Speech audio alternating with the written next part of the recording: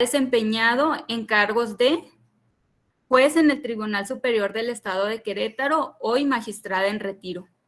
Ha escrito diversos artículos en revistas y libros de interés jurídicos, tales como La praxis criminológica en la revista Trilogía, Decálogo del criminólogo, publicación en la revista El Litigante. Hoy funge como presidente de la Academia de Derecho Penal en la Facultad de Derecho de la UAC. Es catedrática en la Universidad Autónoma de Querétaro, Universidad Anáhuac, Universidad Marista y Universidad Contemporánea. Hoy funge como presidenta de la Academia de Derecho Penal en la Facultad de Derecho de la UAC. Ha recibido también distintos reconocimientos como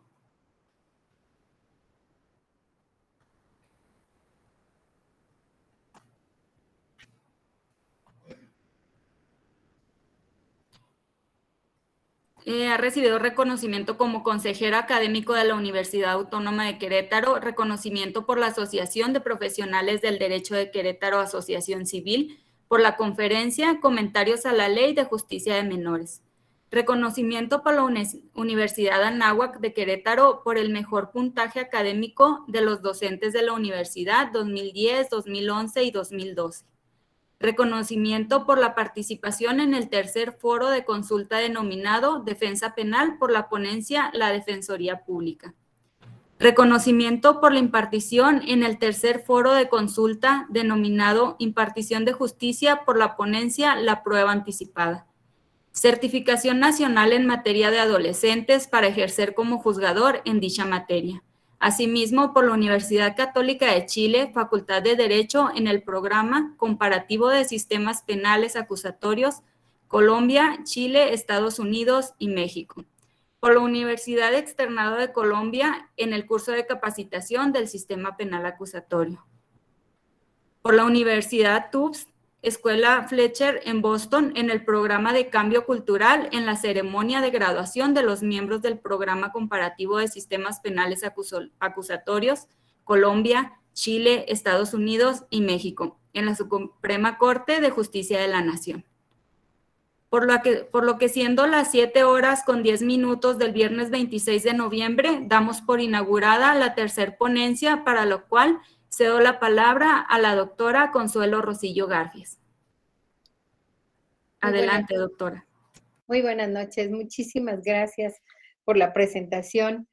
Y pues primero, antes de dar inicio a nuestra plática, agradezco a la licenciada María Barrera, fundadora de la Red de Criminólogas, y además agradezco primero por la invitación para pertenecer a esta red tan importante, y segundo, reconocer el esfuerzo que han realizado la licenciada Iris, la licenciada María Barrera, para realizar este primer simposio en redes sociales. Realmente nos permite comunicarnos de una forma nacional e internacional de esta visión innovadora que permitirá mantener vigente esto que pretende resaltar el impacto de la criminología en todos los ámbitos y los retos que se tienen para vencer este ejercicio profesional.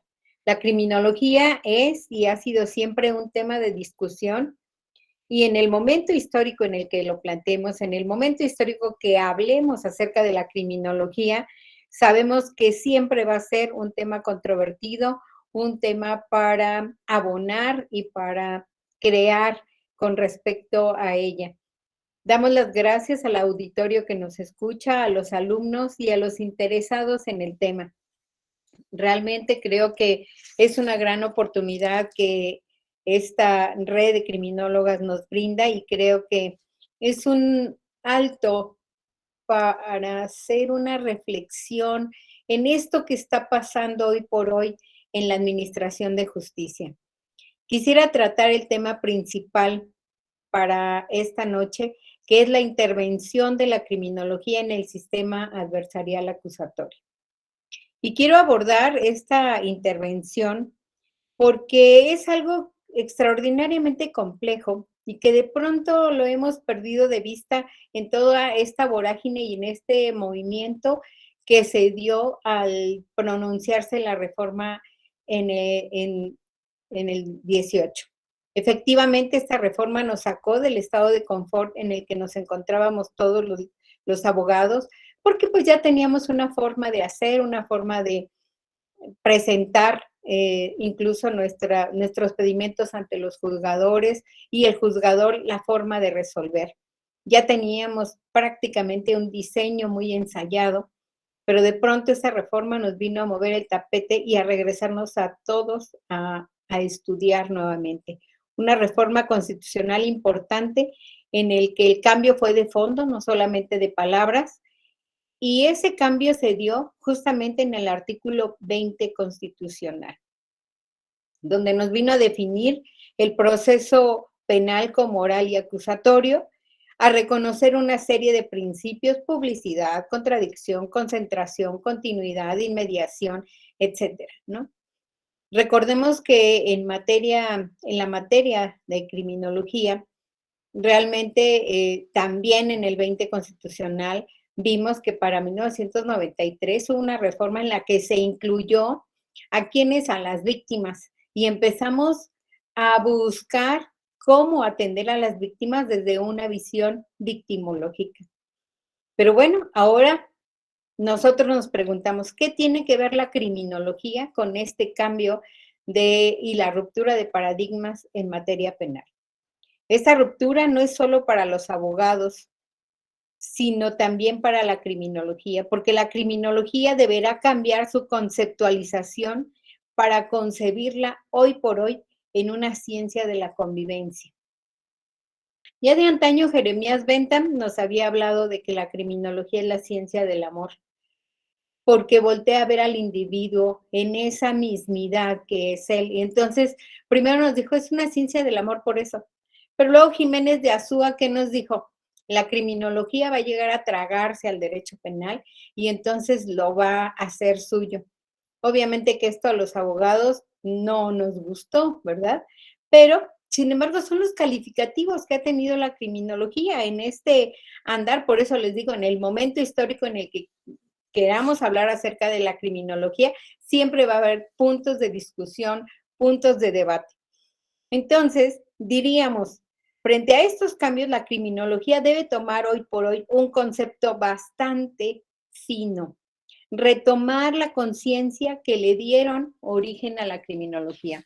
Y entonces ver con esos ojos novedosos lo que en un momento a lo mejor aquellos estudiosos, aquella trilogía donde encontramos a Garófalo, donde encontramos a Ferri y a Lombroso, esa novedad que ellos nos quisieron en aquel momento en el que surge la criminología y que quisieron influir en una sociedad crítica y en la que veía al hombre delincuente como un desadaptado, como un enfermo, como un todo. Bueno, pues entonces con esa visión como de esperanza de crear algo más, con eso es con lo que tenemos que ver hoy nuevamente la criminología, que es que se busque la humanización del sistema penal, porque pareciera que con esta reforma rompimos con esa humanización. Lo que habíamos ganado parece que lo retrocedimos, que corresponde a la criminología justamente esa humanización del sistema, ya que por desgracia estamos en una gravísima situación y yo no sé si ustedes como estudiosos de la criminología se han percatado de que esto está sucediendo, donde el sistema penal se convirtió en un sistema penal del enemigo. Este sistema pareciera que los criminólogos desaparecieron, pareciera como que los borraron y nada tiene que hacer, o sea, fueron sacados de la jugada. Yo no sé si ustedes han revisado o han visto nuestra normatividad, pero pareciera como que eso sucedió. Todos los cambios que se presentaron en materia de ejecución de sanciones penales, materialmente no se contempló al criminólogo. Si nosotros revisamos la ley de ejecución de sanciones, no estamos hablando de esa atención criminológica que ya habíamos ganado. Primero, al menos en nuestro estado, en el Código Penal, se había dado una reforma donde sin existir en la exposición de motivos alguna causa, se había eliminado el estudio criminológico. Posteriormente, logra regresar el estudio criminológico como para 1993 y regresamos al estudio criminológico a nuestros códigos y nuevamente en el artículo 68 se contempla la obligación del juzgador de contar con el estudio criminológico para la individualización de la pena. Y entonces ahí nos estaba señalando, tendrás que analizar circunstancias de tiempo, de modo, lugar, de persona y de víctima. Entonces ahí, y para ello te vas a auxiliar del estudio criminológico. Entonces prácticamente estaba obligando al juez a revisar estas circunstancias y ahora de pronto lo volvimos a olvidar. Si bien en nuestro Código Penal del Estado de Querétaro se sigue contemplando en el artículo 68 porque no hemos tenido una reforma al respecto, las reglas no son tan claras con el procedimiento. Entonces, no hay en este momento en el procedimiento, específicamente en nuestro Código de Procedimiento Nacional de Procedimientos, no se contempla el cómo se va a llegar esa información al juzgador como para poderla tomar en cuenta. Pero bueno, vamos entrando en materia. Si yo voy muy rápido, ustedes me detienen. Si quieren que comentemos algo, lo platicamos. Bien, entonces decíamos, en materia de ejecución, no nos contemplaron, no obstante que a nivel interno siempre se contaba con un estudio interdisciplinario para que el sujeto, pues, fuera sugiriéndosele tratamiento a nivel interno, pero definitivamente no se contempló y nos pasamos ahora a la cuestión de menores. Entonces, ya decíamos, en materia de ejecución, no contemplaron al criminólogo y se convirtió en un derecho penal del enemigo, pero además del enemigo enjaulado, ¿no? Y bueno, en cuestión de menores, la ley de adolescentes es una cátedra de lo que es también el derecho penal del enemigo. Veamos, tampoco ahí nos contemplaron a los criminólogos. El artículo 148 de la Ley Nacional de Justicia para Adolescentes nos habla justamente de los criterios para la imposición e individualización de la medida de sanción del órgano jurisdiccional y nos dice qué debe contemplar esta ley. Bueno, pues los fines, la edad de la persona, la comprobación de la conducta, características del caso concreto, circunstancias en que se cometió el delito, tomando esencialmente en cuenta aquellas que atenúen o no la responsabilidad del sujeto, el daño causado, cualquier supuesto. Pero se fijan, no nos habla acerca del estudio criminológico, no obstante que veladamente sí nos está hablando del estudio, pero no lo menciona. También en el artículo 163 de la propia ley que les comento, nos dice, la autoridad administrativa hará los estudios pertinentes para informar al juez y la familia de la persona adolescente está en posibilidad de hacerse cargo de la aplicación. Correcto, pero ¿cuáles son esos estudios pertinentes? No nos está refiriendo a qué estudios se refieren ni tampoco nos habla de aquel consejo técnico interdisciplinario que existía a nivel externo y a nivel interno para la atención de los adolescentes. Este consejo técnico que anteriormente se encontraba integrado por trabajador social, médico, abogado, psicólogo, hoy por hoy no nos dice quién lo integra ni quién lo dirige, que normalmente era el criminólogo quien se hacía cargo justamente de este consejo técnico interdisciplinario para lograr esa síntesis criminológica. El propio artículo 215 también, al hablarnos acerca de la sustitución de la medida, nos habla nuevamente de los estudios pertinentes, pero no se refiere quién va a realizar ese estudio pertinente. Después, el artículo 257 de la propia ley que hablamos acerca de adolescentes, nos habla que los 3 órdenes de gobierno formularán programas de prevención social de la violencia y la delincuencia a través de un estudio que le llama prospectivo. Yo dije, bueno, pues a lo mejor aquí en este estudio prospectivo, ¿a qué se refiere? Pudiéramos entrar por ahí el área criminológica. Sin embargo, ¿qué quiere decir estudio prospectivo? Dice, el estudio prospectivo es aquel en el que los participantes se inscriben antes de que ninguno de ellos tenga la enfermedad. Este estudio prospectivo y retrospectivo más bien se refieren como a aspectos médicos. Y nuevamente, entonces, si hablamos de este lenguaje que vino a transformar, porque acuérdense que en materia de adolescentes, por ejemplo, siempre el lenguaje ha sido una parte fundamental. Primero, denominábamos al delito como infracción para que el adolescente o el niño no se sintiera agredido, ¿no? Entonces le decían infracción. En vez de decirle al juez, juez, como es hoy por hoy, le llamábamos consejero. Y bajo esa tutela exagerada de protección aparente al menor o hoy por hoy al niño, niña o adolescente, pues se violentaban sus derechos.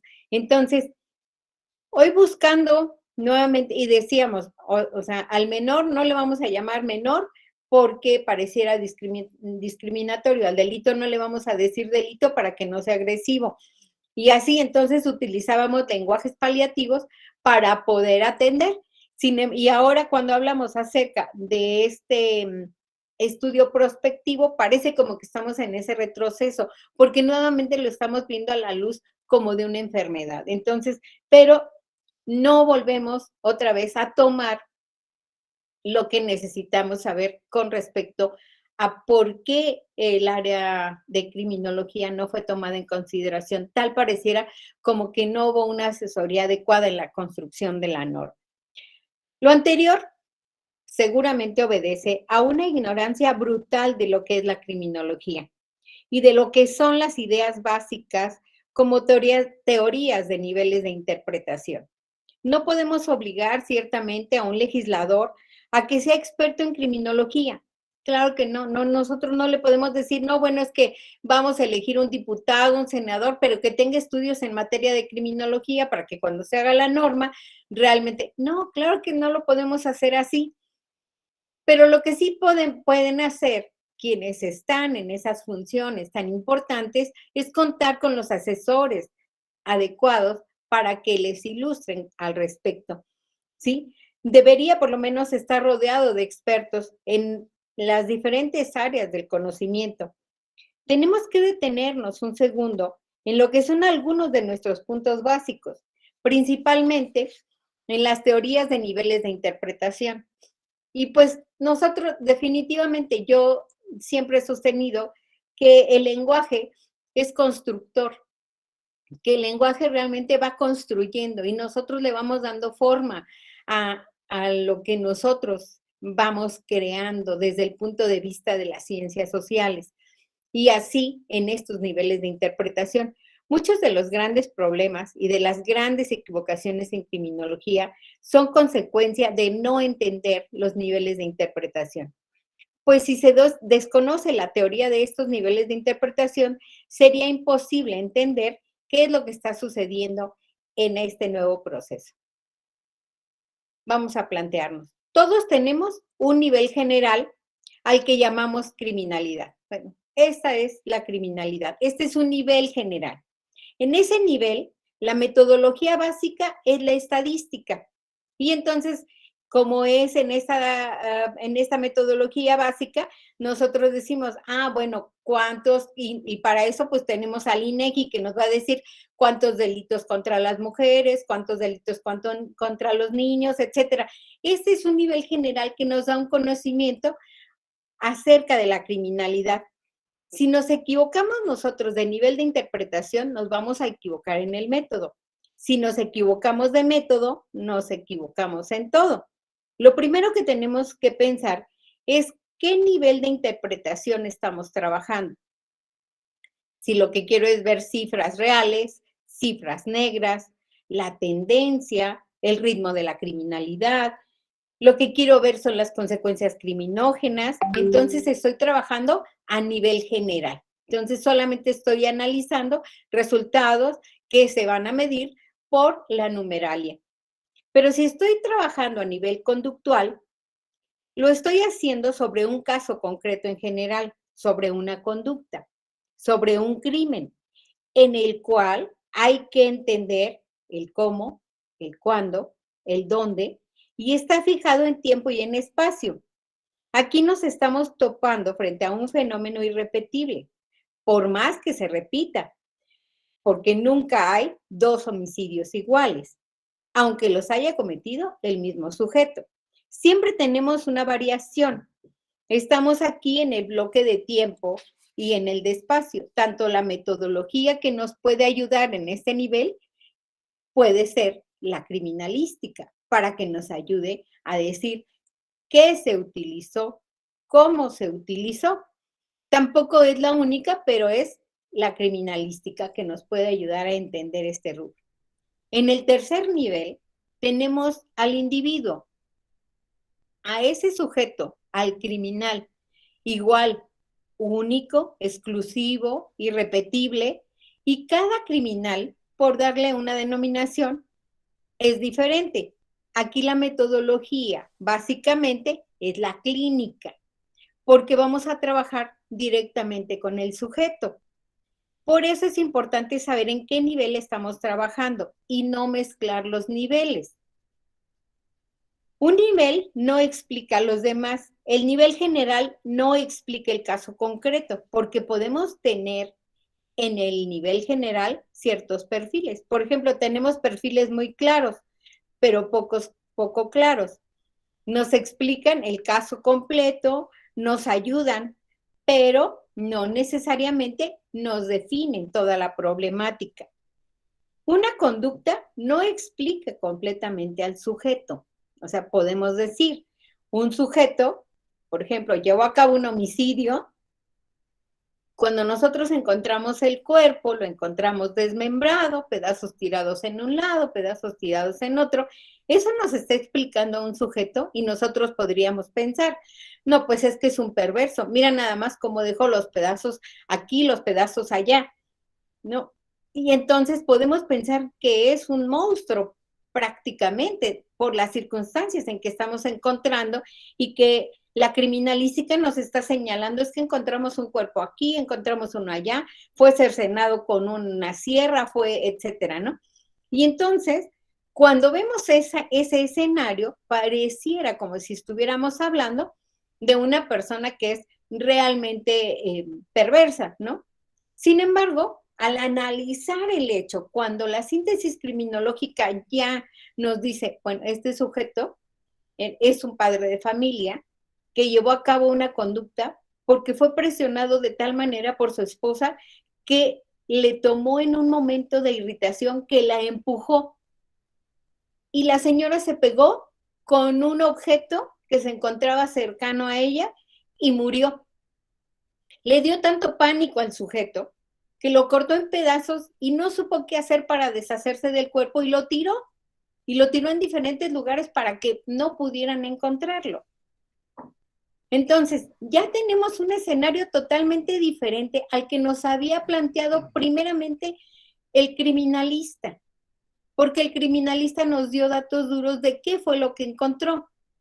Pero cuando ya entramos a un estudio diverso, entonces ya tenemos un escenario macro y no podemos hacer una calificativa tan diferente. Entonces, una conducta no explica al sujeto. Eso tenemos que saberlo perfectamente. Ese error es muy común cuando definimos al sujeto. Es un ladrón, es un homicida.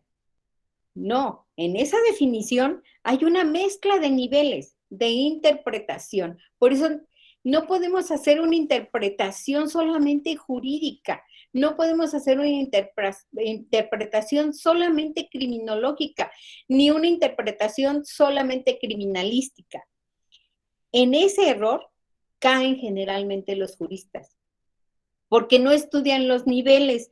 Generalmente un jurista dice que un ladrón es alguien que robó algo y que alguien normal, nosotros diríamos normal, nunca habría cometido un delito de esa naturaleza. Los criminólogos no definen al sujeto por su conducta. Los criminólogos son más cuidadosos en ese sentido. Por eso son tan importantes en el auxilio de los juristas, porque el criminólogo no lo define solamente por la conducta que realizó. No debemos confundir a la conducta con el sujeto, ni brincarnos los niveles de interpretación. Yo definitivamente, no obstante que toda mi vida fui juez, para mí el criminólogo es una herramienta esencial en las decisiones de un juzgador. Por ejemplo, se tiene la creencia que la marihuana hace daño, ¿sí? Pero eso es a nivel general. ¿Pero a quién le hace daño? ¿Por qué hace daño? ¿En qué casos hace daño? Es nosotros necesitamos indagar para saber si es verdad o tal vez no, porque mucha gente lo que ha incluso interpuesto amparos para que le permitan el consumo de la marihuana, pero por una situación médica. Muchas personas han pedido que se les permita introducir la marihuana ya en medicamento para podérsela dar a su familia. Entonces, ¿para quién le haría daño? Es necesario indagar para saber si es verdad o tal vez no. Tal vez se tendría que hacer un experimento en el caso que les estoy poniendo de ejemplo, de laboratorio con tetraedrocannabinol, grupo de control, con placebos, etcétera, para saber si efectivamente hace daño. O sea, no podemos dar calificaciones así simples, generales, amplias. Otro caso es el señalamiento de hechos sin bases. Por ejemplo, se ha dicho que la criminalidad del adolescente ha subido espantosamente, que es terrible y que todos los adolescentes son sicarios, que por ejemplo, el ponchis, pero ¿quién lo dice? Hay que ver las estadísticas, en ellas se refleja exactamente lo contrario de esa información anterior.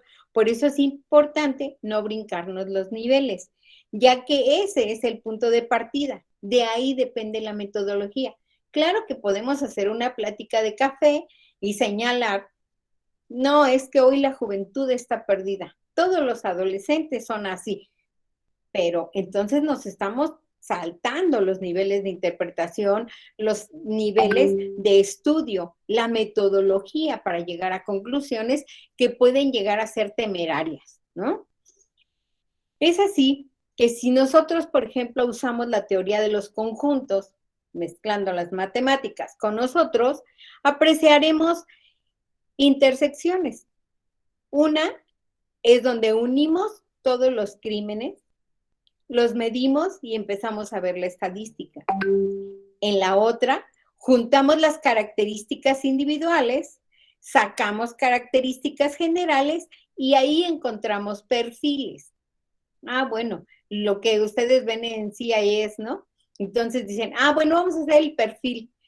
Se han cometido tantos homicidios y en algunos aspectos tienen similitudes, por lo tanto se puede hablar de una persona que tiene estas características, ¿no? Entonces empezamos a trabajar con perfiles, no solamente con el número de homicidios o de robos o de asaltos o etcétera, sino además con otras características que empiezan a crear justamente ese perfil.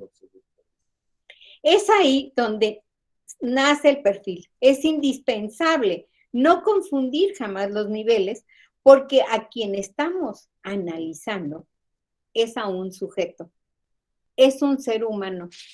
No estamos juzgando un homicidio, estamos juzgando a un ser humano que privó de la vida a otra persona. Entonces, necesitamos saber, no porque la criminología nos vaya a dar una justificación de que, es criminal porque pobrecito, ¿no? Es criminal porque, no, nosotros lo que necesitamos saber es qué fue lo que sucedió. Para explicar adecuadamente una conducta, es menester asomarnos a ver quién la hizo. Que de no hacerlo así, estaríamos flotando en el aire. Explicar realmente lo que es la personalidad criminal de un sujeto es indispensable para ver qué ha hecho. Es imposible dar un diagnóstico si no podemos explicar todas las conductas del sujeto, sus antecedentes, su entorno social, familiar. Luego entonces, entender los niveles y que hay intersecciones, esto nos va a dar lugar a la criminodinámica. Es decir, Estudiamos cómo se van concatenando las causas, los factores criminógenos, y se alcanza la comprensión de eso que los juristas denominan intercriminis. Veamos cómo se van conjugando las ciencias, el camino del crimen, cómo se realizó, cómo lo podemos describir desde aquel momento en el cual al sujeto se le ocurrió realizar el crimen, cómo vienen los actos preparatorios, cómo el sujeto fue adquiriendo armas o consiguiendo cómplices, cómo se llega al momento específico del crimen, qué pasa después del crimen. A esto le denominamos criminodinámica, uno de los puntos claves de la criminología, y cuando vemos a un sujeto ahí, por lo general estamos hablando de ello.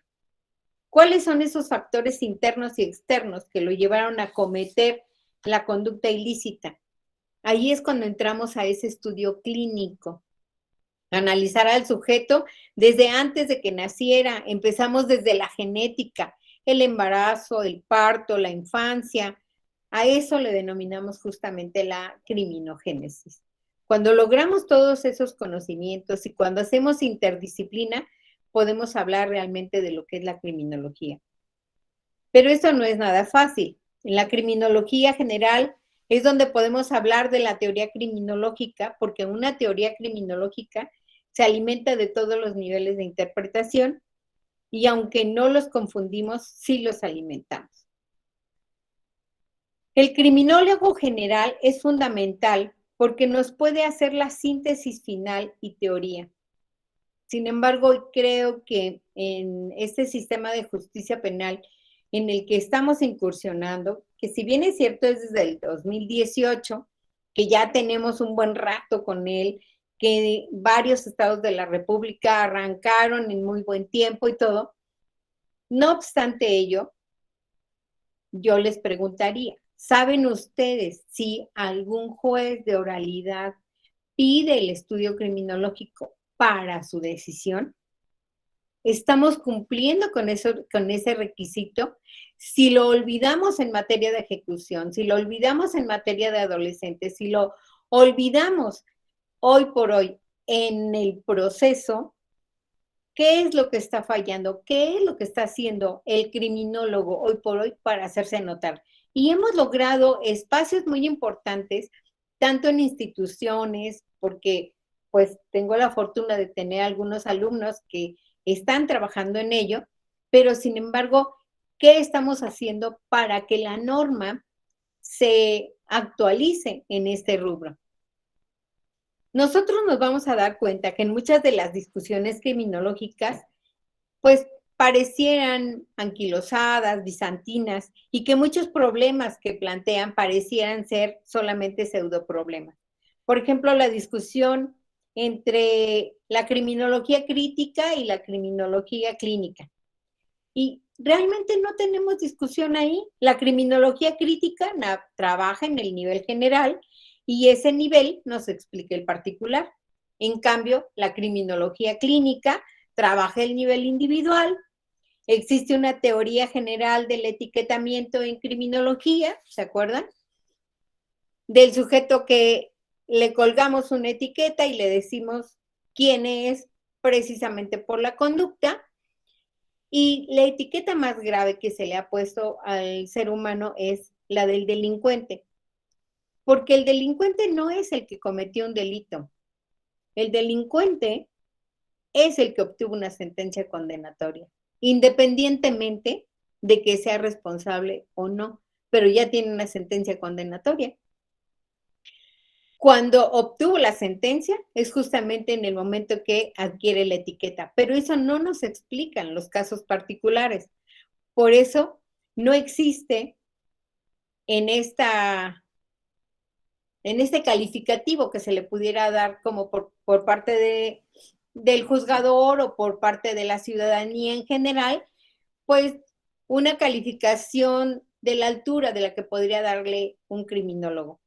El criminólogo es el elemento esencial de la prevención de la criminalidad. Entonces, cuando nos habla la Ley de Justicia para Adolescentes, la Ley Nacional de Justicia para Adolescentes, en el artículo que dimos lectura al inicio de nuestra plática acerca de la prevención, el artículo 148, que nos habla acerca de la prevención, pues aquí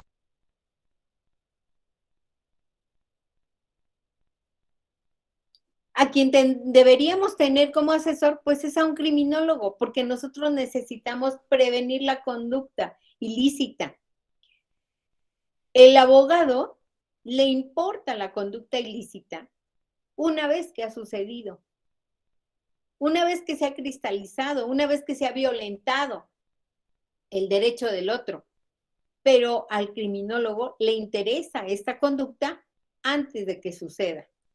Precisamente por eso, en ese antes de que suceda, desde que surge la idea criminal, desde ese momento le interesa. Por eso, él es el elemento esencial de la prevención de la criminalidad. Es para lo que sirve, y la profesión que tenemos ahora se va a diversificar muchísimo. Por eso nosotros debemos hacernos presentes. Esta red de criminólogos que ustedes han creado o a la cual están perteneciendo, tiene que ser la voz justamente para que sean esa escucha y además provocar, abrir los oídos tanto a los legisladores como a los jueces en los diferentes campos en los que se desarrollen para que se tome en consideración a ese criminólogo. El juicio oral gira alrededor de lo que se llama la teoría del caso. La teoría del caso es en realidad esa hipótesis que se forman las partes. Por un lado, el agente, el Ministerio Público o fiscal, por otro lado, el abogado defensor. En el caso del juez, él no debe formarse prejuicios, precisamente por eso, al modificarse la norma, dice, bueno, para que el juez no realice prejuicios, es que tiene que desahogarse la prueba en su presencia, para que el juez en una sola audiencia escuche a las partes, escuche la prueba y pueda tomar la decisión y no haga pequeños juicios como lo hacían en antaño. ¿Qué pasaba anteriormente? Desahogaba el careo y después del careo decía, sí es responsable. Ya estaba haciendo un pequeño juicio de lo que había sucedido en esa audiencia. Desahogaba una testimonial y ahí estaba haciendo otro pequeño juicio. Entonces, iba haciendo pequeños juicios, por eso hablamos de prejuicios, esos juicios previos que iba realizando. Ahora el juez va a escuchar la prueba completa en esa audiencia para que pueda emitir su decisión. Sin embargo, el juez, que no tiene por qué formarse esa hipótesis, ya que debe estar como página en blanco, y aunque tenga su teoría del caso, porque obviamente es humano, no tiene el juez que probarla. Pero las otras partes sí deben hallar respuesta a lo que realmente aconteció. ¿Cómo estructurar su teoría del caso? No es muy sencillo hacerla, pero se empieza a elaborar con las primeras declaraciones y lo primero que tienen es, para armar la teoría del caso, son los cuerpos policíacos, porque son los primeros que entran en contacto con el lugar del hecho. De ahí vienen los testigos, las pruebas, declaración de la víctima, la confesión, la versión del acusado. Uno de los principales problemas para resolver es qué sucedió realmente, pero curiosamente, por razón natural, es muy difícil saber qué fue lo que pasó. Las aproximaciones más cercanas son las que nos da la criminalística, que nos da un escenario, pero el resto de la teoría del caso no es fácil armarla. Por ejemplo, lo que dice el testigo que vio realmente lo vio, y de repente tenemos 5, 6 u 8 testigos que vieron lo mismo y todos nos dan versiones totalmente diferentes. Cada uno lo ve desde su propia óptica y además esto es muy natural porque nosotros conocemos a partir de nuestra historia, ¿sí? Y a partir de nuestros valores. Entonces lo que tú estás viendo, incluso lo puedes ver junto con tu hermano o hermana y lo van a ver de forma muy diferente porque la historia de cada uno de nosotros es distinta. Entonces, nuestra visión de interpretación va a ser totalmente diversa. Entonces, no se trata solo de formar una teoría, sino que se necesita allegar al juez, allegar a la causa lo que realmente aconteció. Y yo comentaba alguna vez con algunos alumnos criminólogos, ¿por qué no crear despachos de criminólogos? ¿Por qué no mostrarle al abogado una visión? Mira, yo te puedo orientar para que expliques al juez en esta teoría del caso que tú estás planteando, ¿quién es tu defendido? ¿Quién es la persona que llevó a cabo la conducta? Que no te dejes guiar solamente por lo que vieron los testigos. Ah, sí, efectivamente, yo vi que estaba tirada la cabeza en tal lugar, yo vi que estaba esto, yo vi que... Pero platícale la historia, platícale el completo para que el juez tenga esa visión íntegra y que le pueda permitir llevar a cabo una decisión final. Las pruebas, por buenas que sean, no tienen ningún sentido si estas estuvieran fuera de la teoría del caso. Si, por ejemplo, la teoría es que tal sujeto privó de la vida a otro con una 357 Magnum y yo vengo a probar el uso de un automóvil Ford que no tiene nada que ver con el caso, pues entonces el juez tendrá que hacer la calificativa de qué prueba desecha, qué prueba no desecha y así. Entonces, la teoría del caso es algo así como el esqueleto que se va formando, tanto por policías y criminalistas. Pero, ¿dónde está el criminólogo que nos pueda llevar a rellenar ese esqueleto que se está presentando? ¿Dónde está el criminólogo que nos pueda hablar acerca justamente de ese sujeto que llevó a cabo la conducta ilícita? ¿Qué fue lo que lo movió? ¿Qué fue lo que lo impulsó a llevar a cabo esta conducta? No podemos tener solamente el vestido sin cuerpo interior porque no nos serviría de nada. Puede ser muy elegante el vestido, pero si no hay quien lo luzca, no nos sirve de nada. Puede ser el abogado un orador maravilloso, pero si no tiene una hipótesis adecuada, no habría una adecuada teoría del caso. El criminólogo es el que tiene que resolver el por qué y el para qué. Unidos, criminólogo y abogado, se puede resolver la última pregunta. ¿Quién? Entonces, este trabajo debe desarrollarse en equipo. Nos hemos concentrado mucho y estamos muy preocupados por el juicio, pero sin embargo, no por el papel específico del criminólogo dentro del juicio. Creo que de pronto hemos olvidado ese papel importante del criminólogo en nuestro juicio y tenemos que retomarlo. Esta es una nueva oportunidad que tenemos para el área de trabajo del criminólogo.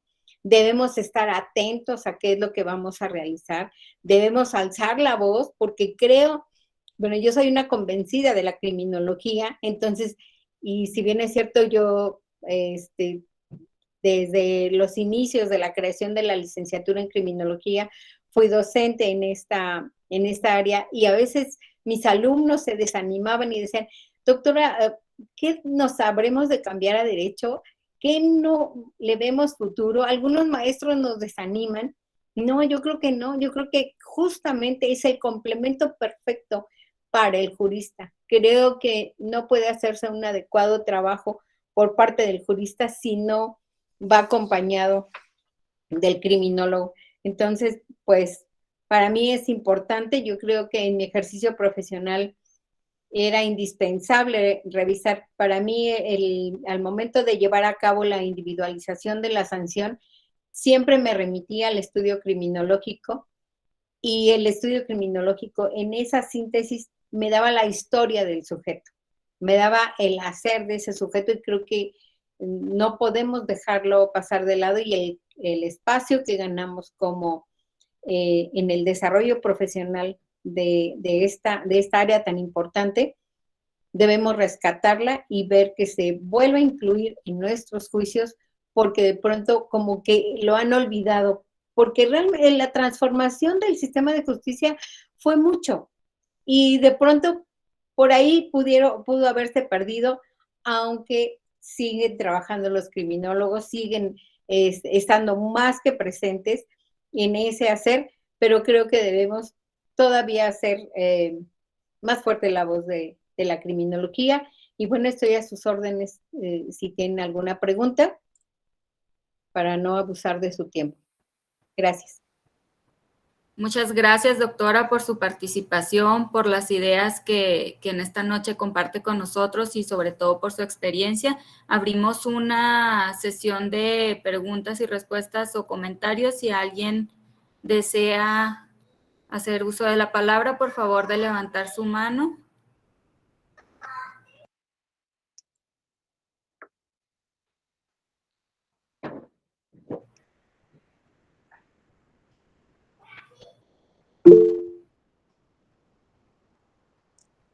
Sí, adelante, Shareni.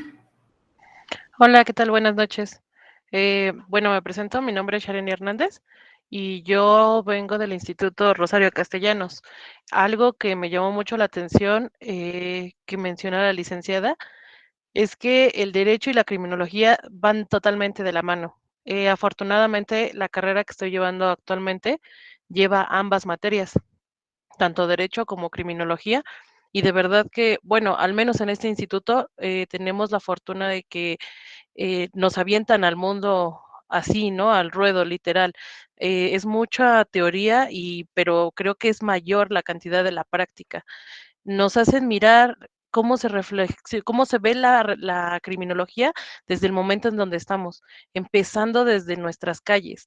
Algo que menciona mucho la licenciada y que comparto con ella es que estas situaciones comienzan ¿por qué está delinquiendo? ¿Por qué el delincuente hizo esto, no? Yo hice una investigación a base de las personas que delinquen. Tomé lo de feminicidios, que creo que es un tema muy, muy delicado. Y fue bastante, bastante triste porque todo el mundo actualmente nos quejamos de este tema. Lo malo es que no vemos qué hay detrás de estos feminicidios, qué hay detrás de estas personas que tienen coraje contra las mujeres. Por ejemplo, tomamos el tema de los monstruos de Catepec.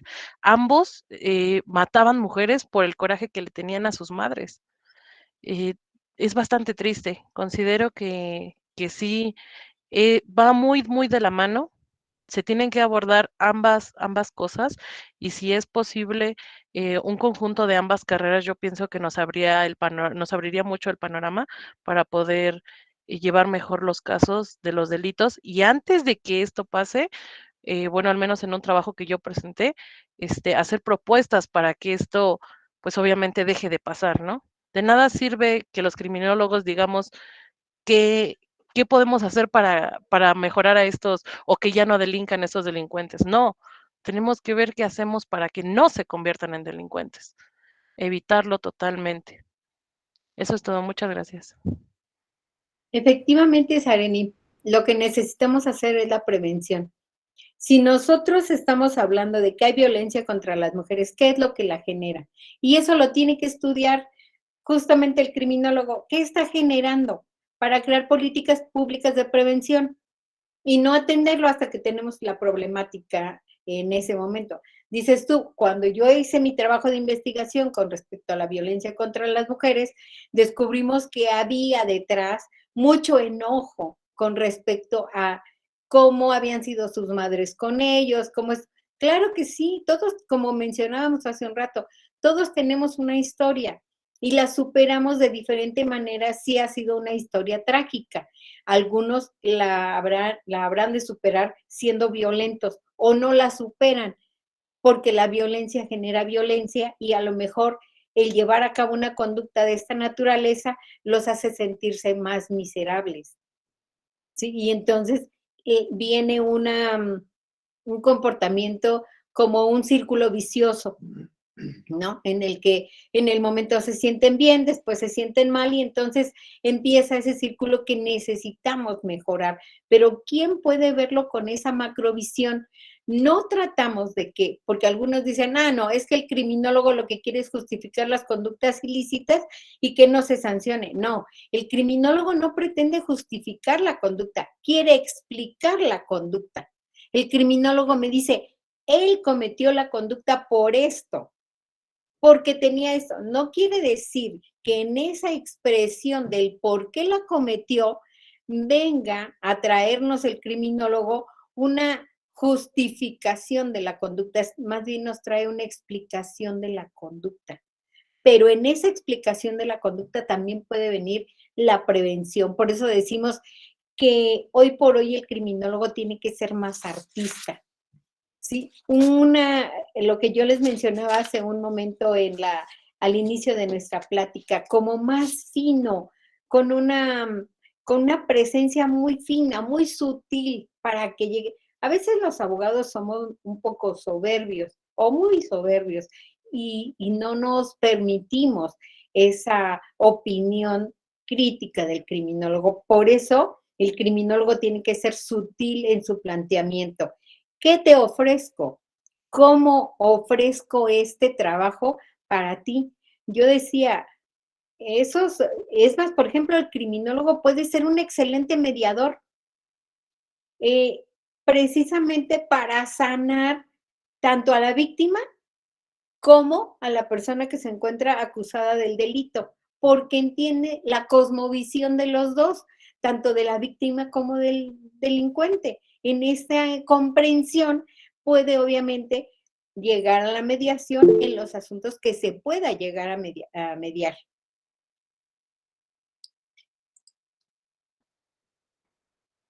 Bonifaz, muy buenas noches, adelante.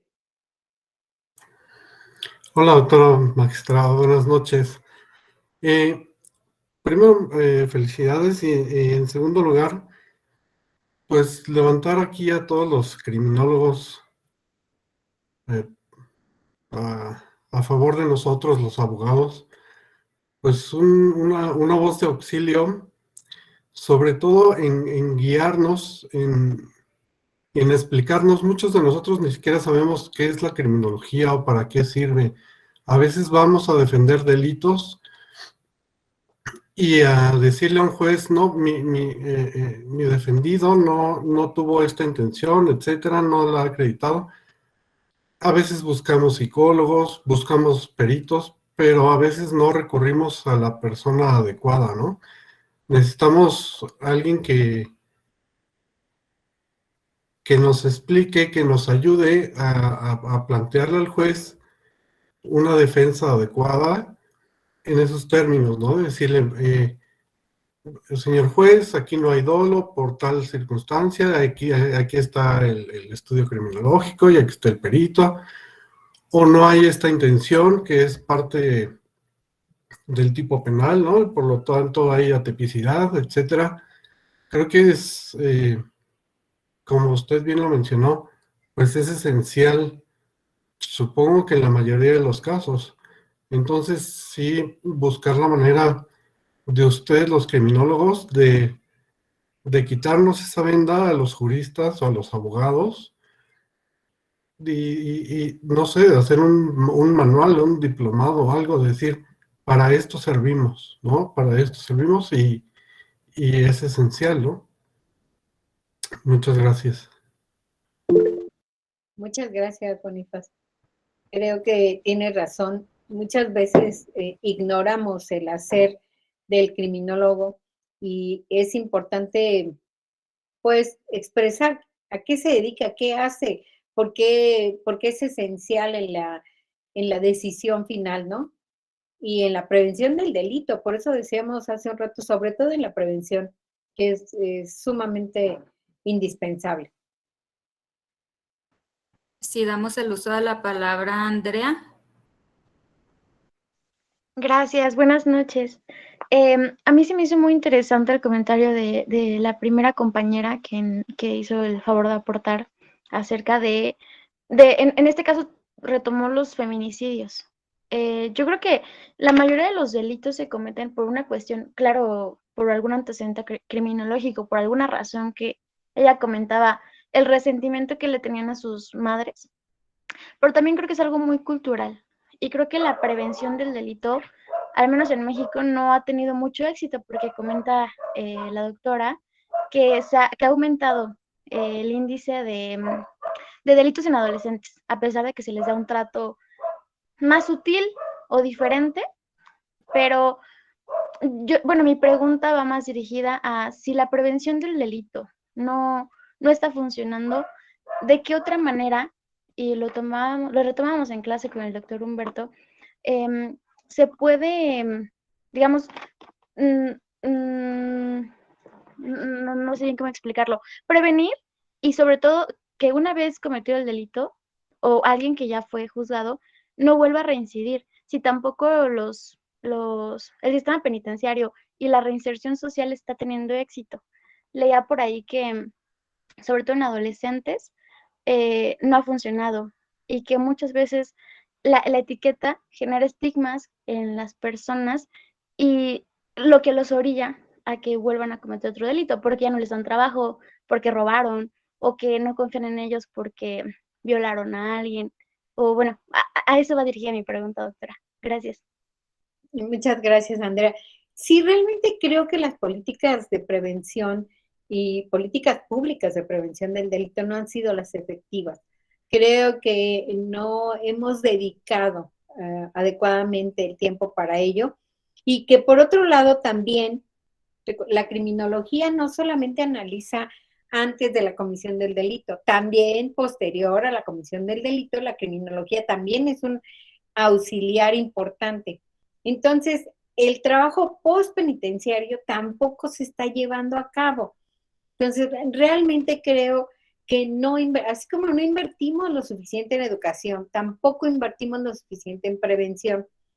Y bueno, pues realmente aquí sería muy importante ese trabajo con nuestros legisladores, con nuestros jueces, con los abogados litigantes. Por eso les digo, es importante tal vez que ya empecemos a abrir despachos de criminólogos de consulta, de mediadores, como auxiliares, no solamente en la litigación oral, sino también como auxiliares en la administración de justicia. Gracias, doctora. Los incentivamos, por favor, a que sus preguntas sean concretas para respetar el tiempo de todos los participantes. Le cedemos el uso de la palabra a Emilio.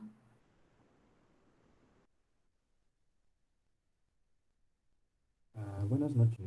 Mi pregunta es, ¿qué hacemos con los criminales? Porque el sistema penitenciario actual funciona como una puerta giratoria debido a los privilegios que se tienen. A los primodelincuentes básicamente basta con que se confiesen y se les dan muchísimos privilegios para que puedan salir rápido. Y bueno, en la calle, bueno, ¿cómo explicarlo? En México la narcocultura es un problema cada vez más creciente, al tal grado en que tenemos series en Netflix y pues muchas personas las ven e idolatran a estos iconos del crimen.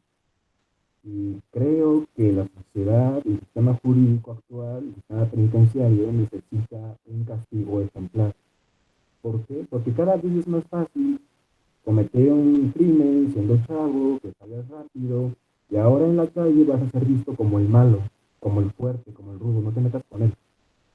Y a poco van escalando hasta que se hacen psicópatas entre medio.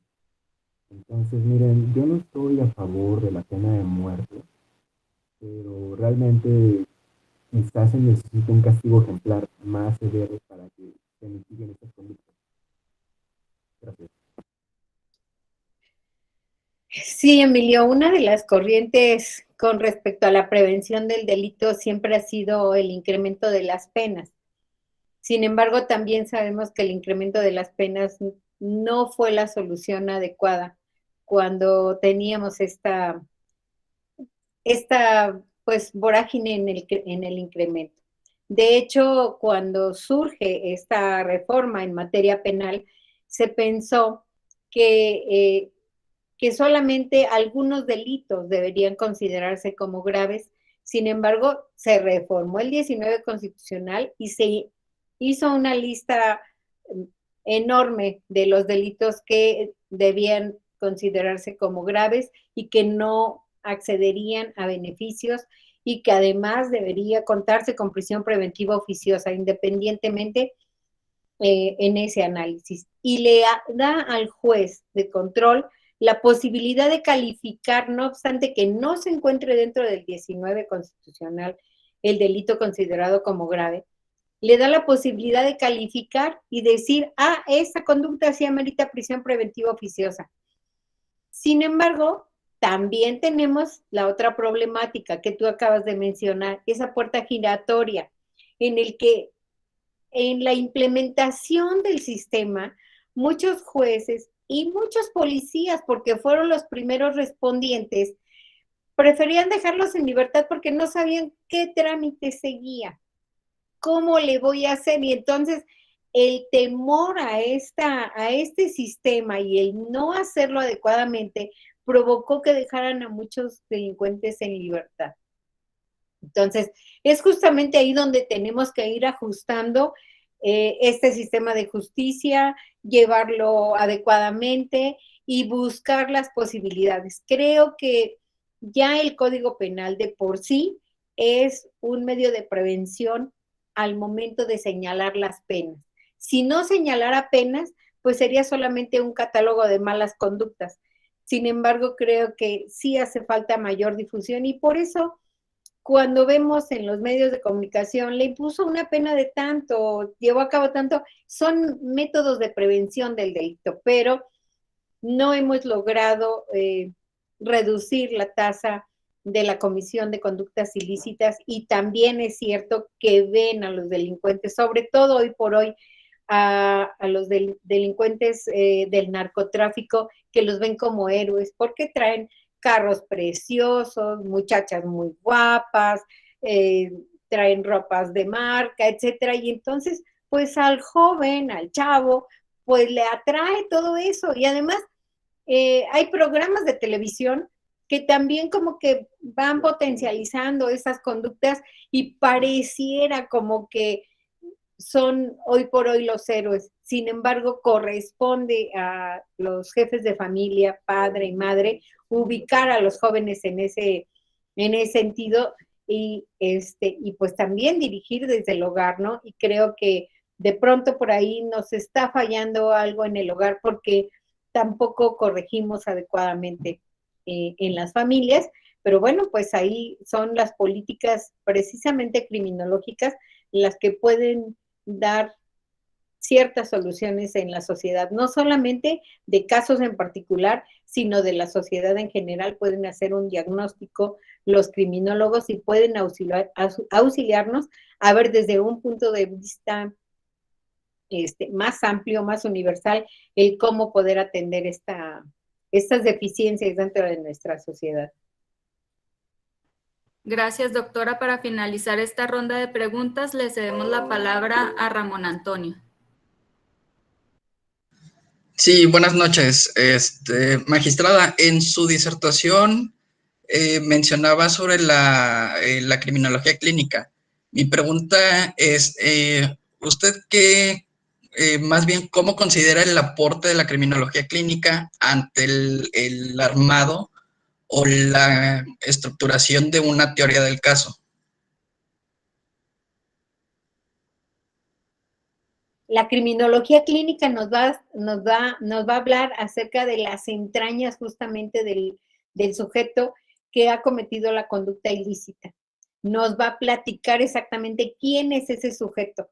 No solamente nos va a hablar de lo externo, sino de ese sujeto, cómo se encuentra afectado emocionalmente, cómo se encuentra, o sea, ya una vez que ha recabado toda la información por parte de las diferentes áreas, nos va a hablar justamente acerca de ese sujeto en específico. Gracias, doctora. A continuación, le cedo el uso de la palabra a la maestra María Barrera. Adelante, maestra. Maestra Rosillo, quiero agradecerle infinitamente que haya aceptado compartir con nosotras como red y con todas las personas que están el día de hoy acompañándonos, su vasta experiencia. Debo decir que reconozco su formación integradora que se necesita para trabajar en estos campos tan sensibles y más crueles que tenemos en nuestra sociedad. Reconozco su vocación, reconozco su humanismo, que es lo que le permite integrar la criminología en su ejercicio profesional, a pesar de las revanchas que sabemos todos que existen entre ambas ciencias o disciplinas. Y debo decirle que fue un honor escucharle. Muchísimas gracias por compartir con nosotros. La red de criminólogas le extiende la más sincera gratitud hacia eso, hacia su humildad y hacia su valioso tiempo, y esperamos pronto volver a coincidir en un ejercicio como este, que precisamente como usted lo menciona, nos sentamos en mesa y establecemos cuáles son las crisis que estamos pasando en relación a la criminología aplicada, muy específicamente a criminología clínica y crítica, porque se viene el bombardeo de criminologías específicas cuando ni siquiera hemos logrado potencializar lo que estas dos áreas dentro de la criminología tienen para dar al mundo. Muchísimas gracias, maestra Consuelo, y la red de criminólogas es un espacio que está siempre abierto para usted. Gracias. Muchas gracias. Al contrario, agradezco a todo nuestro auditorio que estuvo presente, que tuvieron toda la paciencia para escuchar tanto preguntas como la plática que quisimos compartir con todos. Les agradezco tanto a mis alumnos como a los alumnos del doctor Humberto que estuvieron presentes, a las criminólogas y sobre todo a ti que estás impulsando esta red de criminólogos. Realmente creo que es una forma de hacerse oír, es una forma de hacerse presente, y creo que debemos pues replicar este ejercicio con mesas de debate. Hay que invitar a los abogados, hay que invitar a los jueces que nos platiquen si para ellos les es necesario o no la presencia del criminólogo, para que desde su experiencia en el ejercicio, que nos digan hoy por hoy a esos jueces que hoy son jueces de control, que son jueces de juicio, que nos digan qué hay que hacer, que nos sugieran ellos desde esa perspectiva hoy, en ese momento, que nos digan cómo hacemos presente al criminólogo, cómo podemos ayudar. Como les comento, yo creo que el criminólogo debe incursionar en la mediación, tiene una macrovisión del hecho, y creo que puede ser un excelente mediador entre uno y otro, sanar a la víctima desde su interior y sanar al delincuente en su momento respecto a lo que está sucediendo, y creo que puede darse esa integración a la sociedad, porque también eso es prevención. La mediación también es prevención. Muchas gracias, doctora. Muchas gracias. El día de hoy finalizamos con este primer ciclo de conferencias criminológicas denominado Redescubriendo el impacto criminológico en la sociedad actual. Y la respuesta a la invitación para participar en estas ponencias, pues nos demuestra el interés que existe en las y los criminólogos en la constante formación y actualización de sus conocimientos. Y nos es muy grato como red contribuir a ello, desde la ética, el humanismo y la vocación por contribuir a la sociedad. Queremos felicitar a la doctora por el interés, la implicación y exposición de ideas que son de gran impacto para nosotros. Agradecemos también a todos los colegas que se han sumado a nuestras actividades, que nos apoyan compartiendo y difundiendo y que enriquecen nuestros conocimientos. Nos despedimos con esta frase: ser empático es ver el mundo a través de los ojos de otro y no ver el mundo reflejado en sus ojos. De Carl Rogers. Les deseamos una bonita noche. Gracias por acompañarnos. Muchas gracias. Muchas gracias. Muy Excelente. buenas noches, que descansen. Gracias.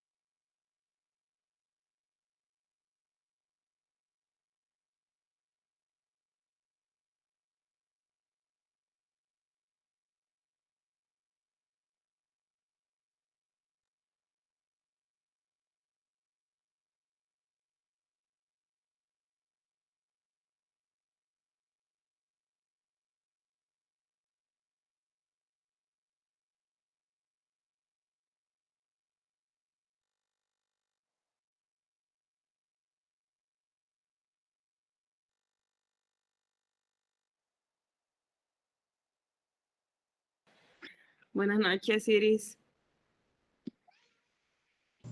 Hola, buenas noches.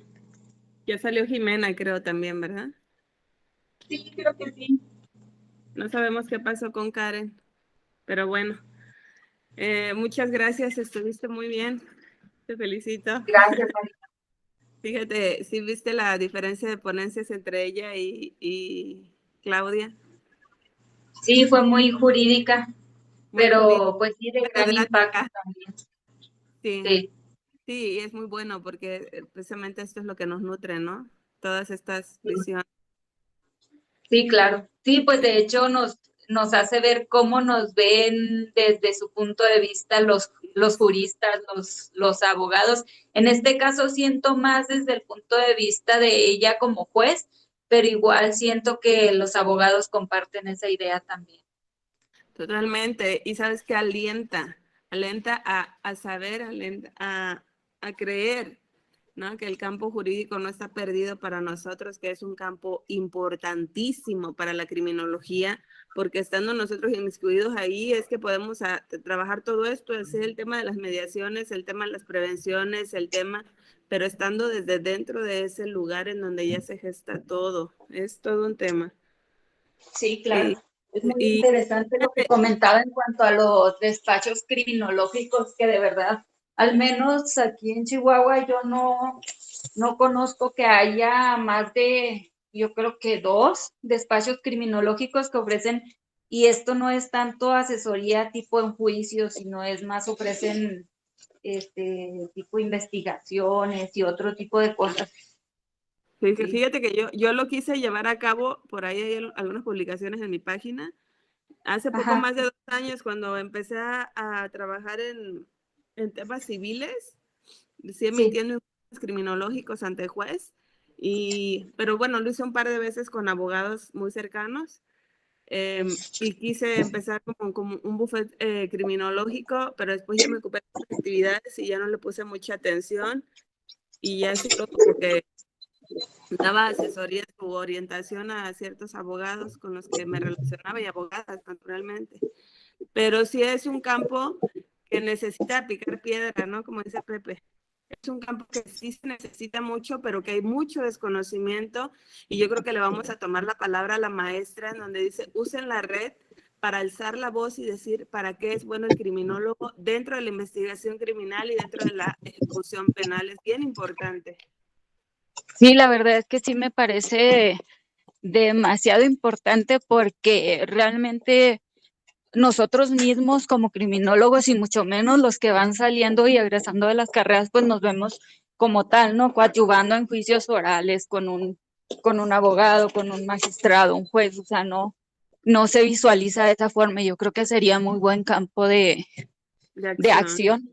Hay que Ajá. replantearnos, entrando el año hay que replantear las actividades que vamos a estar gestando en relación a ello, pero sí nos abre otro panorama, que a lo mejor ya lo teníamos, yo en lo particular, y yo creo que todas, pero yo como que Sí, lo adormecía porque decía, pues es que no está, ¿no? Pero es que es algo que nos corresponde y nos compete, y como red, y con esta fuerza que estamos teniendo social, y con estos colegas como ella que bien se nos pueden unir para alzar la voz, seguro que podemos hacer cosas en relación a ese tema.